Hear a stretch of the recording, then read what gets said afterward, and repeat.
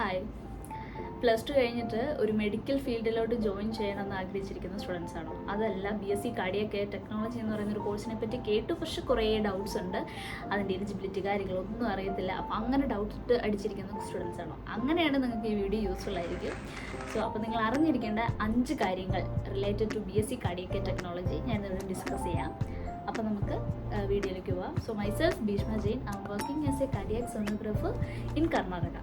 Okay, അപ്പം അറിഞ്ഞിരിക്കേണ്ട 5 കാര്യങ്ങൾ എന്തൊക്കെയാണെന്നാണ്. First one, eligibility criteria. Second one, course duration and structure. Third one, career path after graduation, echo or cath. പിന്നെ fourth one വന്നിട്ട് scope and salary. Fifth one, abroad opportunities. ഈ 5 കാര്യങ്ങളാണ് നമ്മൾ ഇന്നിവിടെ ഡിസ്കസ് ചെയ്യാൻ പോകുന്നത്. അപ്പോൾ first one, eligibility criteria. Eligibility criteria എന്താണെന്ന് വെച്ചിട്ടുണ്ടെങ്കിൽ, നിങ്ങൾ പ്ലസ് ടു സയൻസ് എടുത്ത് പഠിച്ച സ്റ്റുഡൻസ് ആയിരിക്കണം. സയൻസിൽ 50% എബോവ് മാർക്കുള്ള ഒരു സ്റ്റുഡൻ്റ് ആണെങ്കിൽ നിങ്ങൾ ഈ കോഴ്സിന് എലിജിബിളാണ്. പിന്നെ ഈ കോഴ്സിന് ബാച്ചിലേഴ്സ് മാത്രമല്ല ഉള്ളത്, BOP ഉണ്ട്, അതുപോലെ തന്നെ ഡിപ്ലോമയുണ്ട്.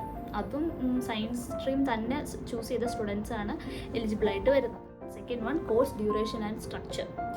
ഈ കോഴ്സ് എന്ന് പറയുന്നത് 3 ഇയർ കോഴ്സാണ്. 3 year course plus 1 year internship. Total ഇതൊരു 4 ഇയർ പ്രോഗ്രാമാണ് ഈ BSc കാർഡിയാക് ടെക്നോളജി എന്ന് പറയുന്നത്. അപ്പോൾ ഈ ഫസ്റ്റ് 3 ഇയറിൽ നമ്മൾ പഠിക്കുന്നത് ECG ഇൻ്റർപ്രിട്ടേഷൻ, അതുപോലെ തന്നെ എക്കോ, ക്യാത്ത്, ഈ കാര്യങ്ങളൊക്കെ ആയിരിക്കും നമ്മൾ 3 ഇയർ പഠിക്കുന്നത്.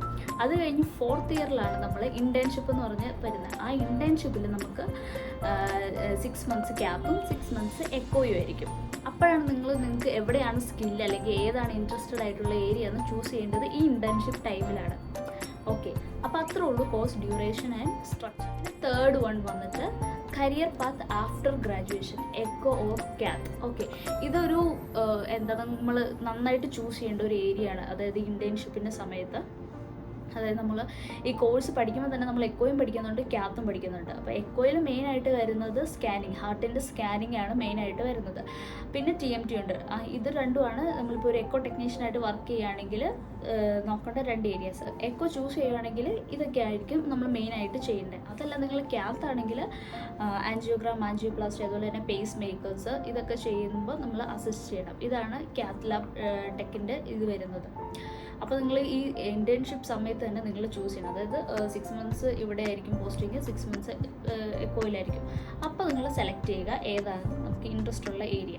ഇപ്പോൾ നമുക്ക് രണ്ടും ഒരു സ്ഥലത്ത് വർക്ക് ചെയ്യാൻ പറ്റുമോ എന്നൊക്കെ ചോദിക്കുന്നവരുണ്ട്. അപ്പോൾ രണ്ടും നമുക്ക് ചില ഹോസ്പിറ്റൽസിൽ രണ്ടും വർക്ക് ചെയ്യാൻ പറ്റും, പക്ഷേ അത് കുറച്ചൊരു സ്ട്രെസ്ഫുൾ ആയിരിക്കും എന്നാണ് എനിക്ക് തോന്നുന്നത്. പൊതുവേ ഗേൾസ് ചൂസ് ചെയ്യുന്നത് എക്കോയും, ബോയ്സാണ് കൂടുതലും ക്യാത്ത് ചൂസ് ചെയ്യുന്നത്. ഓക്കെ, ഇതാണ് third point, career path after graduation, echo or ക്യാത്ത്. ഇത് നിങ്ങൾ ചൂസ് ചെയ്യേണ്ട ഒരു കാര്യമാണ്. ഓക്കെ, പിന്നെ ഫോർത്ത് വൺ വരുന്നത് സ്കോപ്പ് ആൻഡ് സാലറി. കുറേ സ്റ്റുഡൻസ് എൻ്റെ കമൻറ്റ് ബോക്സിൽ ചോദിക്കുന്നതാണ്, സ്കോപ്പ് ഉണ്ടോ ചേച്ചി, സാലറി എത്രയാണ് ചേച്ചി. ഓക്കെ, അപ്പോൾ സ്കോപ്പ് ഉണ്ടോ എന്ന് ചോദിച്ചിട്ടുണ്ടെങ്കിൽ ഒരു മെഡിക്കൽ ഫീൽഡ് ആയതുകൊണ്ട് തന്നെ നമുക്ക് സ്കോപ്പ് ഇല്ലായ്മയില്ല. അതേസമയം നമ്മുടെ ഈ കോഴ്സ് എന്ന് പറയുമ്പോൾ നഴ്സിങ്ങിനെ പോലെ കുറേ പേരെ നമുക്ക് ഒറ്റ ടൈമിൽ ഹയർ ചെയ്യാൻ പറ്റുന്ന ഒരു പോസ്റ്റല്ല ഈ കാർഡിയാക് സോണോഗ്രാഫറിൻ്റെ പോസ്റ്റ്. അതായത് ഒരു ഹോസ്പിറ്റലിൽ 2 or 3 പേര്, അതല്ല കുറച്ചുകൂടെ വലിയ ഹോസ്പിറ്റലിലാണെങ്കിൽ 6 or 7 or 8 പേരൊക്കെ കാണും. ഓക്കെ, അപ്പം ഒരു സ്ഥലത്ത് ഇപ്പം 100 അല്ലെങ്കിൽ 50 നഴ്സുമാരെ ചൂസ് ചെയ്യുന്ന സ്ഥലത്ത് നമ്മുടെ ചിലപ്പോൾ 5 പേരെ ആയിരിക്കും ചെയ്യത്തുള്ളൂ. ഓക്കെ, അങ്ങനെയാണ് ഇത് വരുന്നത്. അപ്പോൾ നമുക്ക് ചിലർ ചോദിക്കും നഴ്സിങ്ങിന് എത്രയോ സ്കോപ്പ് ഉണ്ടോ നഴ്സിങ്ങിന്, അപ്പോൾ അത്രയും ഇല്ല, നമ്മൾ മനസ്സിലാക്കണം. പിന്നെ ചോദിക്കുന്നത് സാലറിയാണ്. സാലറി ഈ ഇൻറ്റേൺഷിപ്പ് എല്ലാം കഴിഞ്ഞ് നമ്മൾ എന്നായാലും ഒരു ട്രെയിനിങ് എടുക്കേണ്ടി വരും.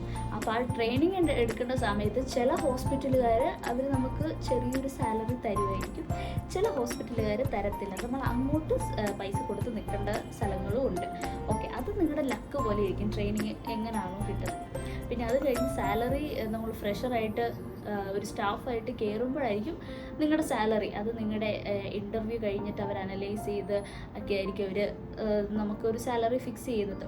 പൊതുവേ കേരളത്തിൽ സാലറി കുറച്ച് കുറവാണ്, അറിയാം. പക്ഷെ മറ്റുള്ള സ്റ്റേറ്റ്സിൽ അത്യാവശ്യം നമുക്കൊരു തരക്കേടില്ലാത്ത സാലറിയാണ് അവർ ഫ്രഷറിന് കൊടുക്കുന്നത്. ഇപ്പോൾ കേരളത്തിലൊക്കെ ആണെങ്കിൽ ഒരു 15-16 ആയിരിക്കും.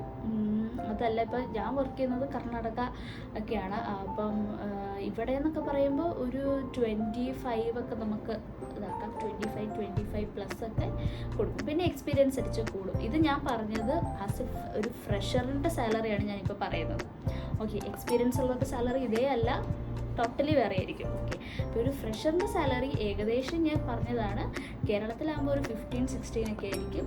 അതേസമയം കർണാടക അല്ലെങ്കിൽ വേറെ ഏത് സ്റ്റേറ്റ് ആണെങ്കിലും ഒരു 25 ആയിരിക്കും. ഓക്കെ, ഇത് എനിക്കറിയാവുന്നൊരു എൻ്റെ ഇതിൽ വെച്ചാണ് ഞാൻ പറയുന്നത് കേട്ടോ, അല്ലാതെ എല്ലായിടത്തും ഇങ്ങനെ ഇരിക്കണമെന്നൊന്നും ഇല്ല. Okay, fifth one, abroad opportunities. അപ്പം അതാണല്ലോ എല്ലാവർക്കും വേണ്ടത്. ഓക്കെ, അപ്പോൾ നമുക്ക് മിനിമം 2 ഇയർ എക്സ്പീരിയൻസ് ആണ് ഏതൊരു സ്ഥലത്തേക്ക് അവർ നോക്കുന്നത്. Minimum 2 year. അതല്ല, ചിലപ്പോൾ നമ്മുടെ ലക്കിന് ഒരു 1.5 അല്ലെ 1.6 ഇയർ എക്സ്പീരിയൻസ് ഒക്കെ അവർ എടുക്കും. ഓക്കെ, അപ്പോൾ ഓരോ സ്ഥലത്തേക്ക് പോകുമ്പോഴും അതേതായ ആ സ്ഥലത്തേക്കുള്ള രജിസ്ട്രേഷൻ അല്ലെങ്കിൽ എക്സാംസും കാര്യങ്ങളുണ്ട്. ഇപ്പോൾ നിങ്ങളൊരു GCC കൺട്രീസ് നോക്കുവാണെങ്കിൽ MOH, DHA അതുപോലുള്ള എക്സാം എല്ലാം എഴുതി നമ്മൾ പാസ്സാവേണ്ടതാണ്. അതല്ല, ഇപ്പോൾ UK, അയർലൻഡൊക്കെ നോക്കുവാണെങ്കിൽ അവിടെ IICMP രജിസ്ട്രേഷൻ, അതുപോലെ തന്നെ BSCയുടെ രജിസ്ട്രേഷൻ, ഇതൊക്കെ ആവശ്യമുണ്ട്. കുറേ രജിസ്ട്രേഷൻസ് നമുക്ക് ഇന്ത്യയിൽ നിന്ന് എടുക്കാവുന്നതാണ്, പക്ഷെ കുറേ ഒന്നും നമുക്ക് എടുക്കാൻ പറ്റില്ലാത്തതുകൊണ്ട്. അപ്പം നമ്മളെന്താ അപ്ലിക്കേഷൻ ഇട്ടുകൊണ്ടേ ഇരിക്കുക, ലക്കിന് ചിലപ്പോൾ കിട്ടും, അങ്ങനെയാണ്. പിന്നെ എന്താ വേറെ എബ്രോഡ് ഓപ്പർച്യൂണിറ്റീസ് ഇതൊക്കെയാണ്. ഇപ്പോൾ ഇങ്ങനെ ഞാൻ കണ്ടേക്കുന്ന എൻ്റെ സീനിയേഴ്സ് ഇപ്പോൾ പോയിട്ടുള്ളവരും ഒക്കെ ആണെങ്കിലും മിനിമം 2 ഇയർ കഴിഞ്ഞ് പോയിട്ടുള്ളവരാണ് എനിക്കറിയാവുന്നവരെല്ലാം. പിന്നെ കുറേ പേരെന്ന് വെച്ചിട്ടുണ്ടെങ്കിൽ GCC കൺട്രീസിൽ നിന്ന് പുറത്തോട്ട് പോകുന്നവരുണ്ട്. ഓക്കെ, അപ്പോൾ അങ്ങനെയൊക്കെ നിങ്ങൾ ലിങ്ക്ഡിൻ ത്രൂ നോക്കുക. ലിങ്ക്ഡിൻ ത്രൂ ഇങ്ങനെ വേക്കൻസീസ് വരുന്നുണ്ടോ, അവരെന്തൊക്കെയാണ് ജോബ് ഡിസ്ക്രിപ്ഷനിൽ തന്നെ അവർ പറയും എന്തൊക്കെയാണ് അവരുടെ ഇത് വേണ്ടതെന്നൊക്കെ. അപ്പോൾ അതൊക്കെ നോക്കുക. അങ്ങനെയാണ് എബ്രോഡ് ഓപ്പർച്യൂണിറ്റീസ് വരുന്നത്. ഓക്കെ, അപ്പോൾ അത്രയൊക്കെ ഉള്ളൂ. ഓക്കെ, അപ്പോൾ നിങ്ങൾക്ക് ഏകദേശം ഒരു ഐഡിയ കിട്ടിയെന്ന് തോന്നുന്നു. പിന്നെ ഞാൻ ഇതിനു മുമ്പ് ഒരു വീഡിയോ ചെയ്തിട്ടുണ്ടായിരുന്നു. ആ സമയത്ത് ഞാൻ ഇൻറ്റേൺഷിപ്പ് ചെയ്തുകൊണ്ടിരുന്ന സമയത്താണ് ഞാൻ ആ വീഡിയോ ചെയ്തത്. ഇപ്പം എനിക്കൊരു 1.7 ഇയർ എക്സ്പീരിയൻസ്ഡ് ആയിട്ടുള്ള ഒരു കാർഡിയാക് സോണോഗ്രാഫർ എന്ന നിലയിലാണ് ഇപ്പം ഞാൻ ഈ വീഡിയോ ചെയ്തിരിക്കുന്നത്. ഓക്കെ, അപ്പം അന്ന് നമുക്ക് എന്താ പറയുക, ആ സമയത്തുള്ള ഒരു ഐഡിയ ആയിരുന്നു ഞാൻ ഷെയർ ചെയ്തത്. ഇന്ന് ഞാൻ വർക്ക് ചെയ്തുകൊണ്ടിരുന്ന കുറേ കാര്യങ്ങളാണ് ഇന്ന് ഞാൻ ഷെയർ ചെയ്തത്. ഓക്കെ, അപ്പോൾ അത്രയൊക്കെ ഉള്ളൂ. പിന്നെ എന്തെങ്കിലും ഡൗട്ട് ഉണ്ടെങ്കിൽ നിങ്ങൾക്ക് കമൻറ്റ് ചെയ്യാം, ഞാൻ റിപ്ലൈ ചെയ്യുന്നതായിരിക്കും, അല്ലെങ്കിൽ ഒരു വീഡിയോ ആയിട്ട് വേറെ ചെയ്യുന്നതായിരിക്കും. ഓക്കെ, അപ്പോൾ അത്രയൊക്കെ ഉള്ളൂ. Thank you. ബൈ.